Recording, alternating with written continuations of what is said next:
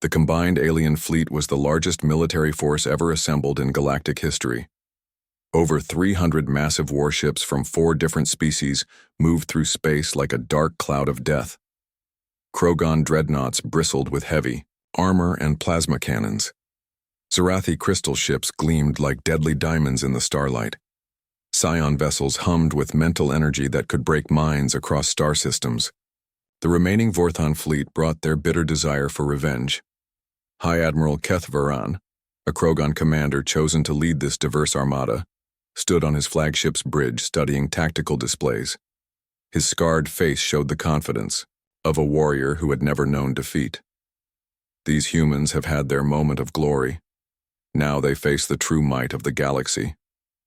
The alien fleet approached Earth's solar system expecting to find desperate human defenders clustered around their homeworld.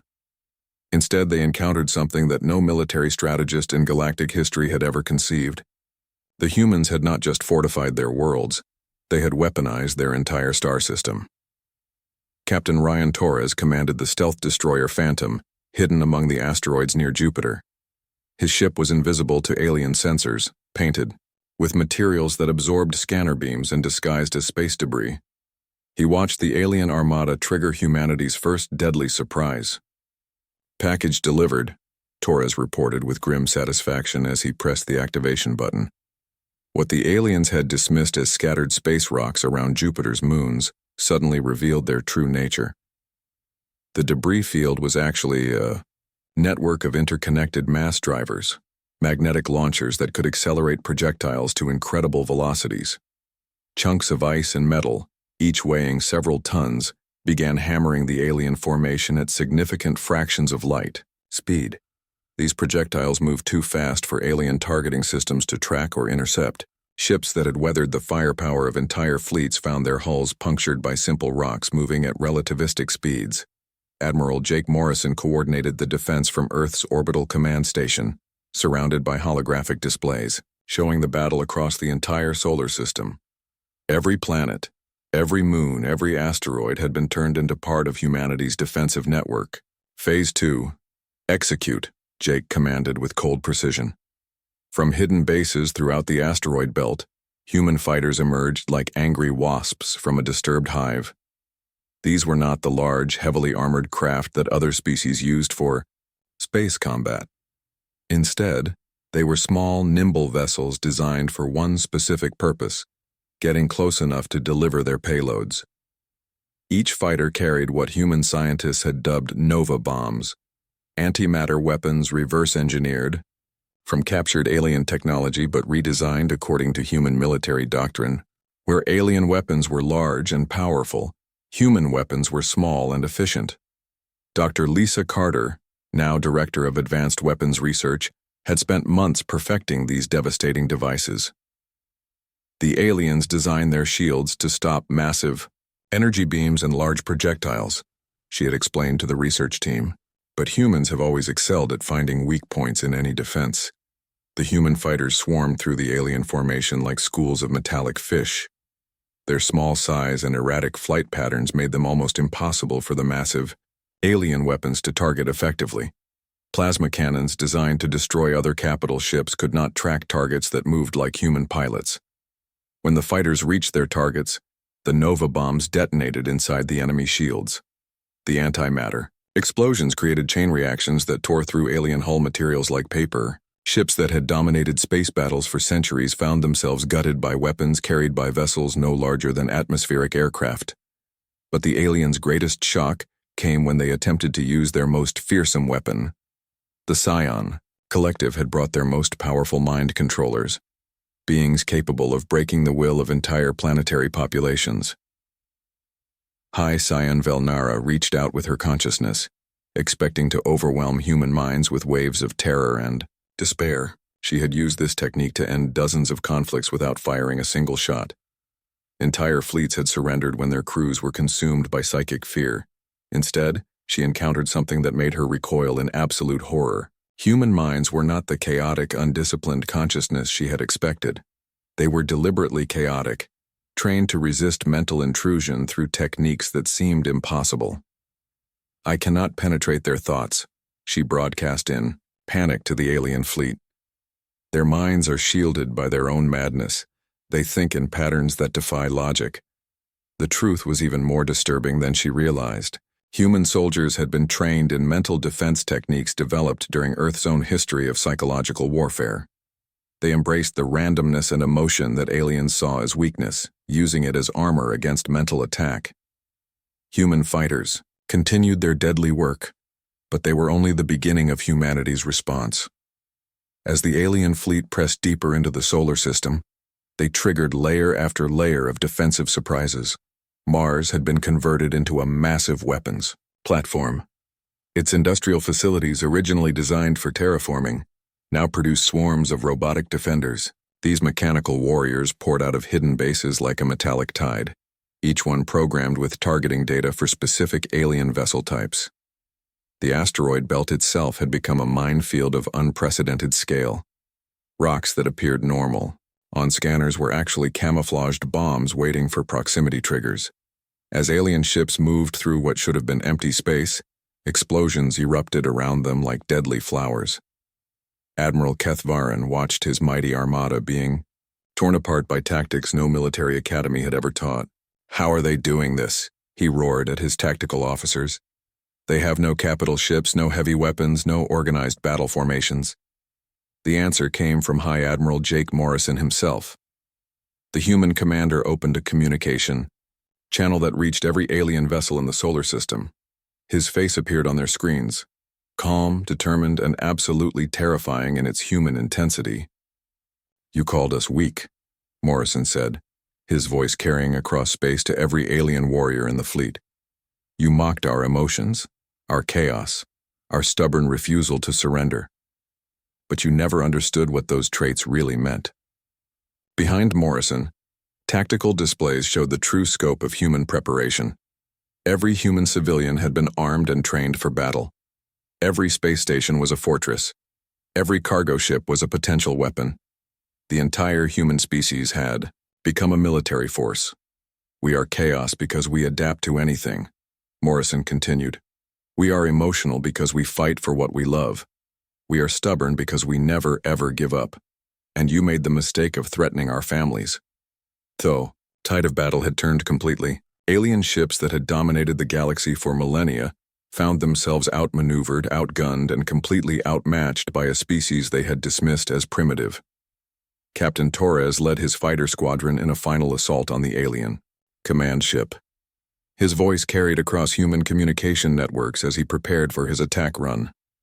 "This is for every species you've enslaved. This is for every world you've conquered. This is for every being who died because you thought might made right." The Phantom and its escort fighters launched their Nova bombs directly into the alien flagship's command section. The antimatter explosions tore through the massive vessel like lightning through a tree, causing cascading failures that left the ship dead in space.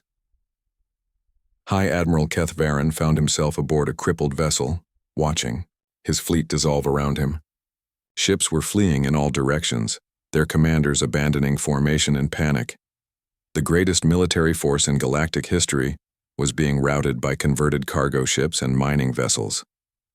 "Signal general retreat," he ordered, his voice heavy with defeat.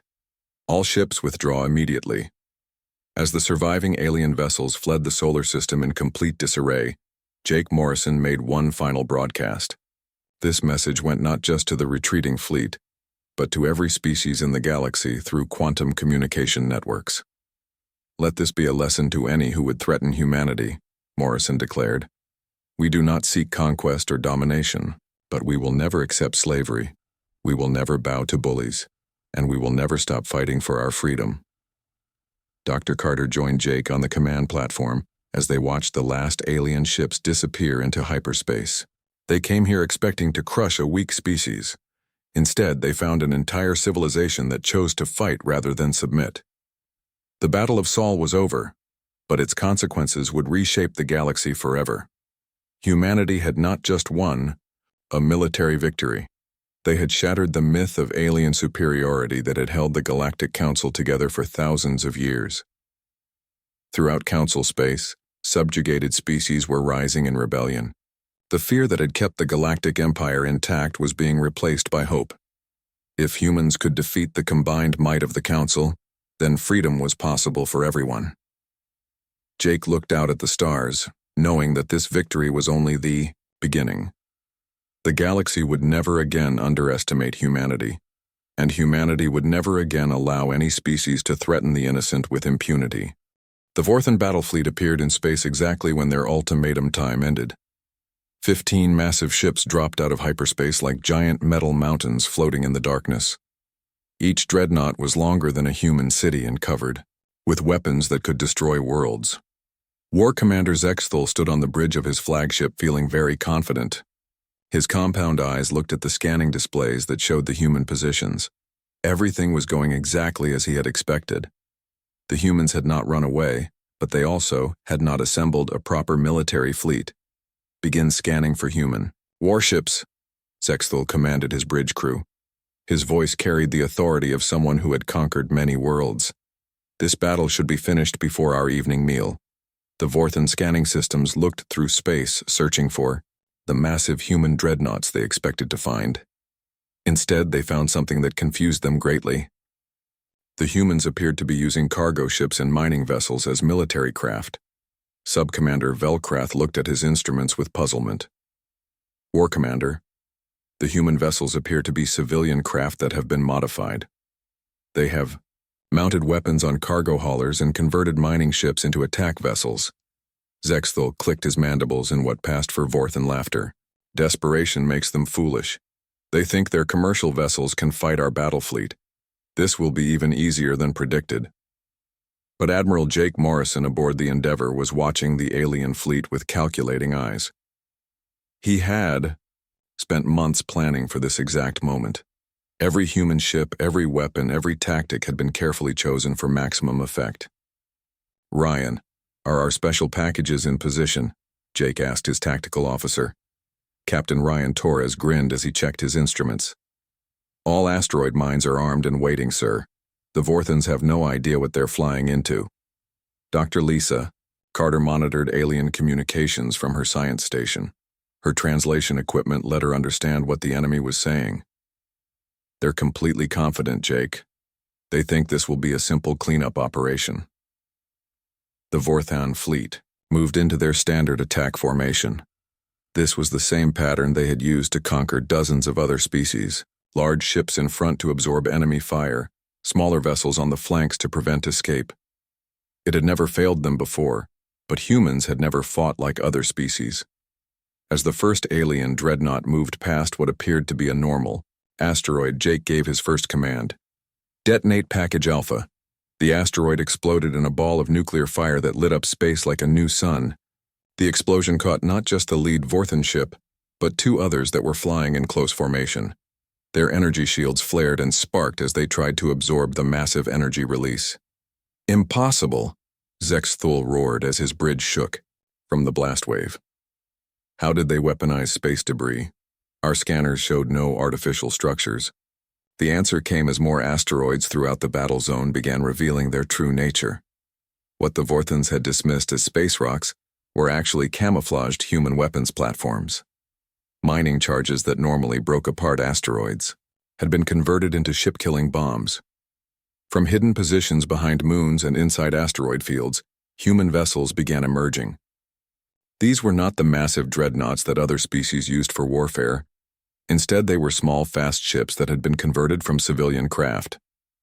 Commander Alex Parker's mining ship Defiance led the first wave of human attackers. His vessel looked nothing like a military craft, but it carried weapons that the aliens had never encountered before. Industrial drilling lasers that normally cut through solid rock had been retuned to slice through alien armor. "All mining ships, target their engine sections," Parker broadcast to his fleet. "Remember, we only get one pass at this." The modified human vessels swarmed toward the Vorthan fleet like angry insects. Their small size and high speed made them almost impossible for the alien weapons to target accurately. The massive plasma cannons that could destroy other dreadnoughts were too slow to track the nimble human craft. But Jake's greatest surprise was yet to come. As Vorthan ships moved to engage the human attack vessels, They triggered the second phase of the human plan. Cargo containers that had been drifting in space like abandoned debris suddenly came to life. Ryan Torres watched his tactical display with satisfaction. "Package beta is active, sir. All railgun containers are firing." The cargo containers opened to reveal magnetic railguns that launched simple steel rods at incredible velocities. These projectiles were not fancy or high-tech, but they were moving, so fast that they punched through alien energy shields like they were made of paper. Sub-Commander Velkrath stared at his damage reports in disbelief. "War Commander, their projectiles are penetrating our shields, but they're just metal rods. Our shield should stop such primitive weapons easily." Zexthul was beginning to understand that humans fought in ways no other species had ever tried. They're not using single large projectiles. They're firing thousands of small ones faster than our shields can compensate. The battle became chaos as human tactics proved more effective than anyone had imagined. Mining ships used their industrial equipment to devastating effect. Cargo haulers launched clouds of metal projectiles that overwhelmed alien defenses. Even passenger transports had been converted into weapon platforms, but the humans had one more advantage that the aliens could not understand. When Vorthan ships closed in for what should have been finishing blows, human crews did something that shocked the enemy to their core. Commander Parker's voice came over all human frequencies as his ship took critical damage. "This is defiance to all human vessels. We're going down, but we're taking them with us. Tell Earth that humans don't surrender." The Defiance, its hull torn open and engines failing, changed course directly toward the Vorthon flagship. Parker had turned his dying ship into a massive missile aimed at the enemy command vessel. "Evasive maneuvers!" Zexthul screamed at his helmsman. "That human vessel is on a collision course." But the Defiance was moving too fast, and the Vorthon dreadnought was too large to avoid the impact. Parker's ship struck the alien flagship directly in the bridge section, causing massive explosions that crippled the command and control systems. This act of sacrifice inspired other human crews to similar desperate measures. When their ships were damaged beyond repair, human captains turned them into weapons.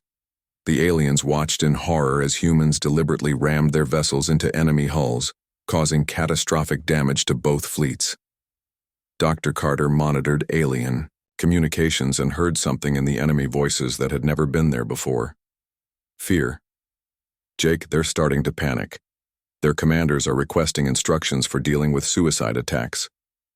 "They don't understand that we're not committing suicide," Jake replied grimly. "We're making tactical sacrifices to protect our families. Every alien ship we destroy here is one that can't attack our colonies." The battle continued for hours with humans using every unconventional tactic they could devise. Agricultural ships launched clouds of modified farming seeds that exploded when they hit alien hulls. Research vessels fired experimental weapons that the aliens had never encountered. Even medical ships had been converted to carry weapons designed to disable rather than destroy. As the Vorthon fleet began to retreat, Sub-Commander Velkrath made his final report to War Commander Zexthul. "Sir, we have lost 8 dreadnoughts and suffered major damage to 5 others. The humans have destroyed over half our fleet." Zexthul stared at the tactical display showing the scattered remains of his once mighty armada. Ships that had conquered star systems were now floating debris. His flagship was crippled and barely spaceworthy. "How many human vessels did we destroy?" he asked weakly. "Approximately 60% of their force, War Commander, but they achieved a strategic victory. They have proven they can fight our technology and win."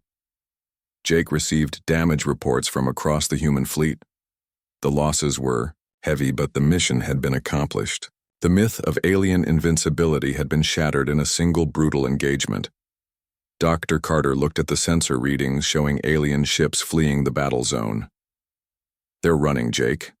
The mighty Vorthan Empire is retreating from converted cargo ships and mining vessels." Ryan Torres was already planning the next phase. "Sir, should we pursue them?" Jake shook his head. "No. Let them go back to their council and report what happened here. Let them tell the galaxy that humans don't fight like other species. Let them explain how they lost half a battle fleet to miners and cargo pilots." As the surviving Vorthan ships disappeared into hyperspace, Jake opened a communication channel to all human colonies. His message was broadcast across human space and picked up by alien intelligence networks throughout the galaxy. This is Admiral Morrison to all human settlements. The Vorthan Empire came here expecting an easy victory over a weak species. Instead, they found humans who will never accept slavery. We have sent them home with a message they will never forget. The battle was over, but Jake knew the war was just beginning. The aliens would return with larger fleets and better preparations. But they would also return with something they had never felt before when facing a protectorate species. They would return with fear. The news of the Vorthan fleet's destruction spread through the galaxy like wildfire. In council chambers across dozens of worlds, alien leaders watched the battle recordings with growing alarm. What should have been a simple subjugation had become a devastating defeat that shook the foundations of galactic power. War Chief Thekmor paced the council chambers like a caged beast. His massive armored form cast shadows on the walls as he moved back and forth in agitation. The Krogan warrior had built his reputation on never losing a battle, but now he faced an enemy that fought in ways no military manual had ever described. "This cannot stand," Thekmor roared, his voice echoing off the chamber walls. "These humans have made fools of the mighty Vorthan Empire. Their trickery and desperation may have won one battle, but they cannot match our combined military might. Hi." Sion Velnara floated in her meditation chamber, her mental voice carrying undertones of genuine worry to all who could hear her thoughts. During the battle, I attempted to probe human minds from across the star system. What I found disturbs me greatly. These beings feel no fear of death when protecting their own kind. This level of commitment is unprecedented among protectorate species. The crystalline Zerathi representative, Prime Crystal Zarothic, resonated with harmonic frequencies that other crystals interpreted as deep concern. Our analysis of the battle data reveals troubling information. Human technological advancement has increased exponentially since the conflict began. They are adapting our captured technologies at an alarming pace. Back on Earth, the war effort had transformed human civilization in ways that no one could have imagined. Dr. Lisa Carter now led teams of scientists working in underground laboratories scattered across the planet. Every piece of alien technology recovered from the battle was being studied, copied, and improved upon. "The Vorthan plasma cannons operate on principles we can duplicate," she reported to Admiral Kate Sullivan during their daily briefings. But, more importantly, their shield frequencies follow predictable mathematical patterns. We can tune our weapons to penetrate them. Admiral Jake Morrison, promoted after his tactical victories, now coordinated human defense efforts from a mobile command center aboard the newly constructed battleship Indomitable. Unlike the massive, slow-moving alien dreadnoughts, human warships were being built for speed and maneuverability. The Indomitable itself was a testament to human engineering innovation. Built in record time using techniques learned from alien technology, it combined the best of human creativity with captured alien systems. But it was designed according to human military philosophy rather than alien doctrine. Captain Ryan Torres, now commanding his own vessel called the Phantom, brought troubling intelligence to Jake during their latest strategy meeting. Intel reports indicate massive alien fleet movements throughout the galaxy. They're assembling forces from multiple species for a combined assault. Jake studied the tactical displays showing enemy positions across dozens of star systems. What kind of numbers are we looking at? Preliminary estimates suggest over 300 capital ships from 4 different species, Krogan shock troops for boarding actions, Zerathi crystal ships with their energy manipulation abilities, Scion mind control vessels, and whatever remains of the Vorthan fleet. Dr. Carter joined the meeting via holographic projection from her research facility. They're planning to end this war with overwhelming force, but we've been preparing for exactly this scenario for months. Human industrial capacity had been completely converted to war production. On Earth and throughout the colonies, massive factories worked around the clock producing not just traditional weapons, but entirely new forms of warfare that the aliens had never encountered. "Show him Project Stinger," Dr. Carter said to her research assistant. The holographic display changed to show swarms of small robotic craft no larger than a human fist. These devices moved through space like schools of fish, apparently random, in their movements but actually following complex mathematical patterns. Autonomous hunter-killers, Carter explained. Each one carries enough antimatter to cripple a dreadnought. They're too small for alien sensors to track effectively, and they're programmed to swarm targets in coordinated attacks. Jake was impressed, but he knew that technology alone would not win this war. What about personnel training? Every human civilian over the age of 16 has received basic military instruction, Admiral Sullivan reported. We're not just defending space stations and warships. We're turning our entire civilization into a fortress. The aliens had no idea that humans had been studying their weaknesses for months. Every species in the Galactic Council had different advantages, but they also had critical flaws that human strategists had identified and planned to exploit. Captain Torres brought up another display showing alien fleet compositions. The Krogan rely on heavy armor and brute force, but their ships are slow and have poor maneuverability. The Zarathi crystal ships are powerful but brittle. If you crack their crystalline structure, they shatter completely. And the Scions? Jake asked. Dr. Carter smiled grimly. That's where we have our biggest advantage. They assume they can control human minds the same way they dominate other species. They have no idea what we've prepared for them. Human research into mental defense had produced techniques that would have seemed impossible to other galactic species. Using methods developed during Earth's own dark history of psychological warfare, human soldiers were being trained to resist mental intrusion through controlled chaos. We're teaching our people to embrace the randomness and emotion that aliens see as weaknesses, Carter explained. A human mind in combat is deliberately chaotic, jumping between thoughts and emotions, too quickly for Scion control to take hold. As preparations continued, human colonies throughout space received unprecedented support from Earth. Advanced weapons, new ship designs, and improved defensive systems were being distributed to every human settlement in the galaxy. But perhaps the most important development was something the aliens could not have predicted. Other species that had been subjugated by the Galactic Council were beginning to make contact with human forces. Jake received an encrypted communication from an unknown source. The face on the screen belonged to a creature he had never seen before, humanoid but with scaled skin and large, intelligent eyes. I am Delegate Kresh of the Talari people, the being said in heavily accented but understandable English. We have been protectorate slaves of the Council for 200 years. Your victory against the Vorthans has given us hope. What kind of help can you provide? Jake asked carefully. Intelligence, ship movements, fleet compositions, tactical doctrines. The Council species believe we are broken and compliant. They do not guard their secrets from us. Similar contacts came from dozens of other subjugated species. The galaxy was learning that the Galactic Council's empire was built on fear rather than loyalty. When humans proved that the Council could be defeated, that fear began to transform into rebellion. Dr. Carter analyzed the intelligence provided by their new allies. Jake, this changes everything. We're not just fighting a war against alien invaders. We're leading a galactic revolution against an oppressive empire. The strategic implications were enormous. Human forces would not face the combined alien fleet alone. Throughout Council space, subjugated species were beginning to sabotage alien supply lines, provide intelligence to human forces, and prepare for their own uprisings. Admiral Sullivan coordinated these new alliances from Earth's command center. We're providing weapons and tactical support to resistance movements on 47 worlds. When the alien fleet attacks us, they'll face rebellions throughout their own territory. Jake looked at the tactical displays showing the approaching enemy armada.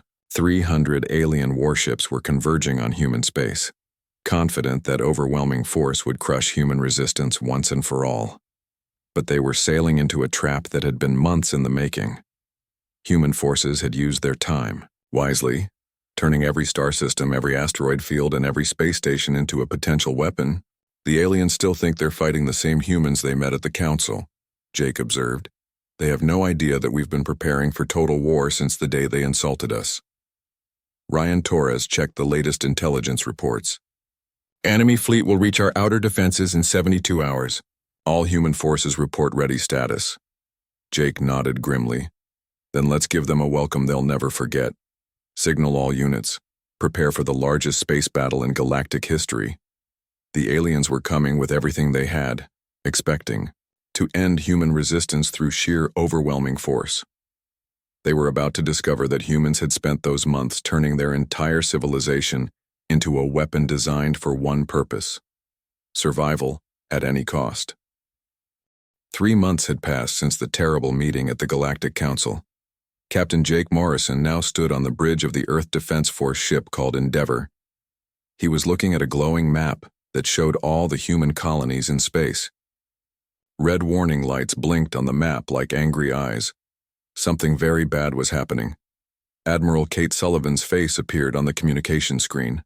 Her face looked older and more tired than before. The lines around her eyes showed the stress of command during difficult times. Jake, we have a serious problem. The Vorthan Empire has sent us what they call a compliance mandate. Jake felt his stomach drop. He knew this day would come, but he had hoped for more time. What are they demanding, Admiral? They want tribute. From all our colonies, food, metals, fuel, and other resources, but that's not the worst part. Admiral Sullivan paused and took a deep breath. They also want 20% of our population to work in their labor camps. The bridge became very quiet. Every human officer stopped what they were doing to listen. Lieutenant Commander Ryan Torres turned from his station with anger in his eyes. 20%. They want to take 1 out of every 5 humans as slaves. Dr. Lisa Carter, who was now serving as diplomatic advisor on the ship, pulled up more information on her screen. The intelligence reports show this is standard procedure for them. They call it integration of protectorate species. It's how they break the spirit of new subjects. Jake walked closer to the main screen. How long do we have? 72 hours, Admiral Sullivan replied. After that, they begin what they call corrective enforcement actions. Their fleet is already moving toward our outer colonies.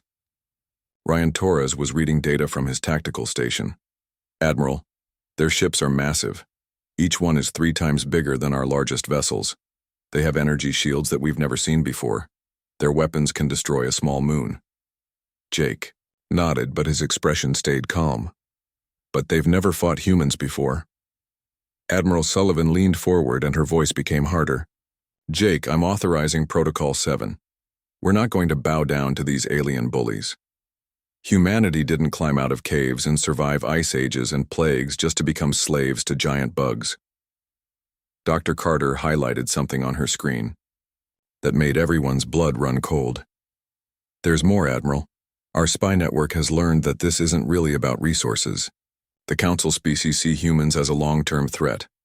Our rapid technological growth scares them. Our unpredictable nature makes them nervous. What are you saying, Lisa? Jake asked. This subjugation is meant to be permanent. They want to break us completely so we can never challenge their power. They've done this to 47 other species over the past 1,000 years. The communication screen showed Admiral Sullivan's face getting red with anger. Then they've made the biggest mistake of their lives. They think our emotions make us weak. They're about to learn that our anger makes us dangerous. Jake turned to address his bridge crew. All stations begin implementing Protocol 7. Send coded messages to all colony ships and defense platforms. Tell them to prepare for immediate military conversion. Ryan Torres looked confused. Sir, conversion of what? Most of our colony ships are cargo haulers and mining vessels. Exactly, Jake replied with a cold smile. And in 72 hours, those cargo haulers are going to become warships. Those mining vessels are going to become weapons platforms. The aliens expect us to either surrender or fight them with traditional military vessels. Dr. Carter understood immediately. But humans have never been traditional. We improvise. We adapt. We use whatever we have available. Messages began going out to human colonies across space. On mining stations, workers began modifying their industrial equipment for combat.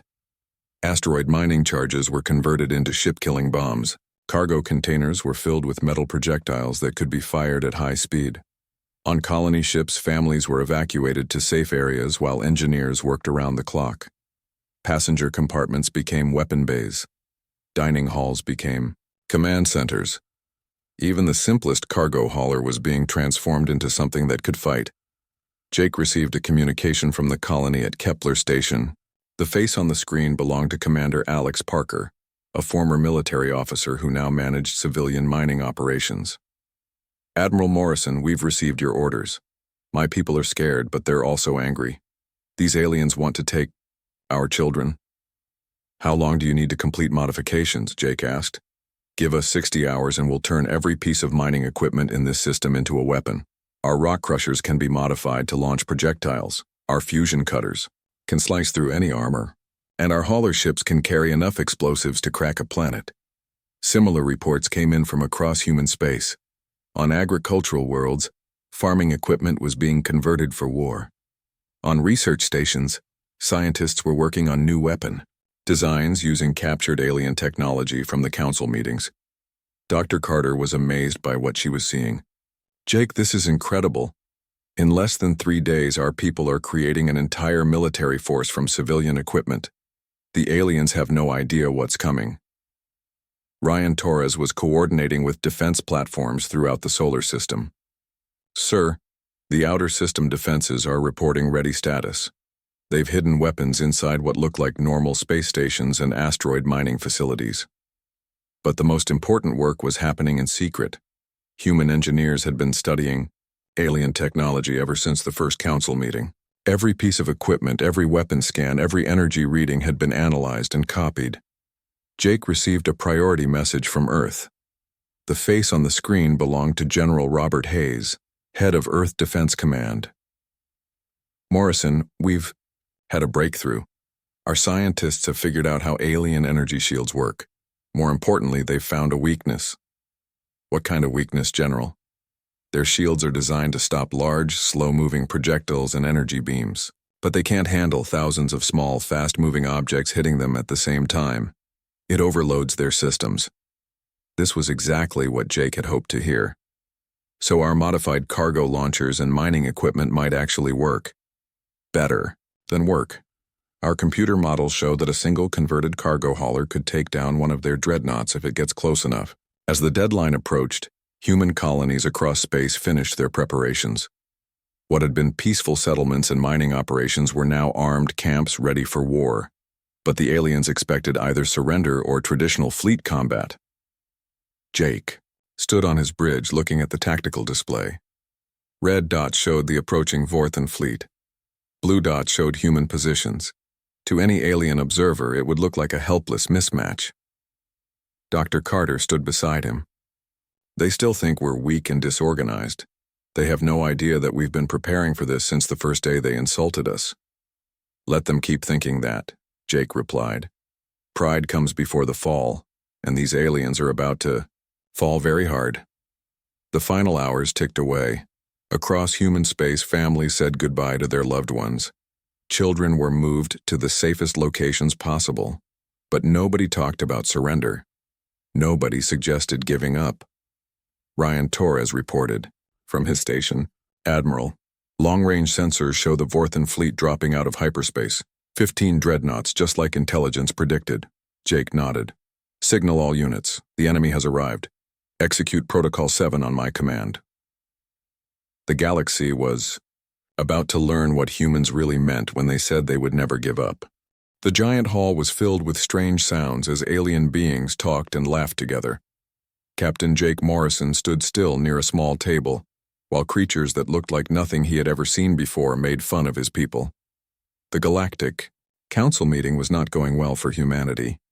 A tall, bug-like creature called Zethkar stood up and pointed at a glowing screen. The screen showed videos of human soldiers training on Earth. The alien's many eyes looked bright as it spoke in a voice that sounded like clicking metal. Look at these new beings who want to join us. They call themselves humans. See how weak and soft they are.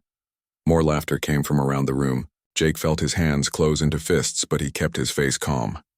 Next to him stood Dr. Lisa Carter, who was trying to look brave even though the aliens were being very mean. She was Earth's best scientist who studied alien life, and she knew a lot. About these creatures, a huge warrior covered in thick armor slammed his big fist on the table. The whole table shook and made a loud noise. This was Thekmor, a Krogan who loved to fight. His voice was deep and scary when he spoke. These small humans only come up to my chest. I could break their bones with just one hand.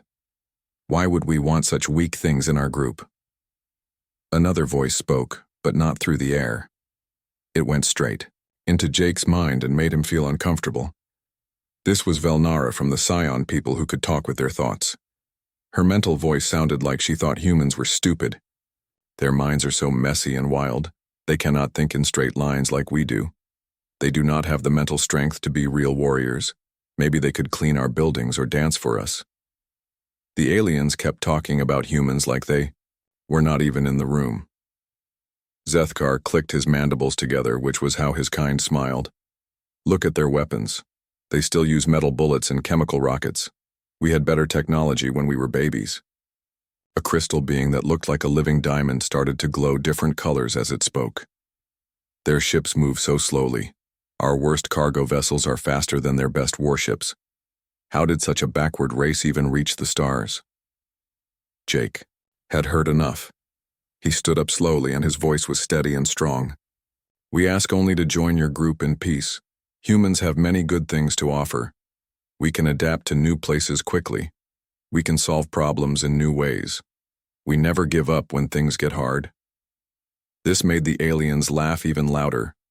Zethkar's compound eyes looked at Jake like he was looking at a child. Never give up. You mean you are too stubborn to know when you are beaten? Your people are too emotional and unpredictable. You make decisions with your feelings instead of your brains. Thekmor stood up to his full height, which was almost twice as tall as Jake. On my world, creatures like you would be pets or food. You have no claws, no thick skin, no natural weapons. How did you even survive on your own planet? Dr. Carter spoke for the first time since entering the hall. Her voice was calm, but Jake could tell she was angry inside. We survived because we learned to work together. We survived because we never stopped trying to get better. We survived because we protect each other. Velnara's mental laugh felt like cold water in their minds. Protect each other, how touching. But protection requires strength, and strength is what you lack. Your thoughts show me that you fight among yourselves constantly. How can a divided species protect anything? The crystal being called Zarathic made musical sounds that other crystals would find beautiful, but sounded mocking to human ears. Perhaps we are being too harsh. These humans could be useful in some ways. They could find dangerous materials or test new weapons for us. Zethkar clicked his approval. Yes, we are not cruel beings. We will accept humans into our great federation. But you will be what we call a protectorate species. This means you will be under our care and guidance. We will tell you what to do, and you will do it. Jake and Lisa looked at each other. They both knew what being a protectorate really meant. It meant being slaves with a nice name. Other species had become protectorates, and they were never heard from again as free peoples. We will need to discuss this with our leaders back on Earth, Jake said carefully. Thekmor laughed, and the sound was like rocks falling down a mountain. Discuss what? You have no choice in this matter. You are too weak to survive alone in this galaxy. There are dangers out here that would destroy your entire race in days. The meeting continued for hours with the aliens making jokes about human weakness. They talked about human ships like they were toys. They made fun of human weapons like they were sticks and stones. They acted like human soldiers were children playing dress-up. But Jake noticed something the aliens did not see. Hidden cameras in his uniform were recording everything. Every insult, every threat, every moment of alien arrogance was being sent back to Earth through secret communication channels. When the meeting finally ended, the aliens were still laughing as they walked away. Zethkar stopped near Jake and spoke quietly so only he could hear. Your people will learn to serve us well. Resistance will only bring pain and death. As Jake and Lisa left the Great Hall, they walked past groups of aliens who continued to mock humanity. None of them noticed the cold look in Jake's eyes, or the way Lisa's hands stayed steady, even though she was furious. Later that night in their quarters, Jake opened a secure communication link to Earth. Admiral Kate Sullivan's face appeared on the screen, looking serious and tired. "How did it go, Jake?" "About as badly as we expected, Admiral. They want us to become their slaves. They think we're too weak to matter." Dr. Carter leaned into view of the camera. "They have no idea what they're dealing with. They see our emotions as weakness. They see our independence as chaos. They think our technology is primitive." Admiral Sullivan nodded slowly. "Then they're in for quite a surprise. Jake, I'm authorizing you to begin Protocol 7. If these aliens want to see what humans are really capable of, we'll be happy to show them." The communication ended, and Jake looked out the window at the stars. Somewhere out there, Earth was preparing for what might come next. The aliens thought they knew humans, but they had never seen what humans could do when their freedom was threatened. They had mocked humans as weak, but they were about to learn how wrong they were.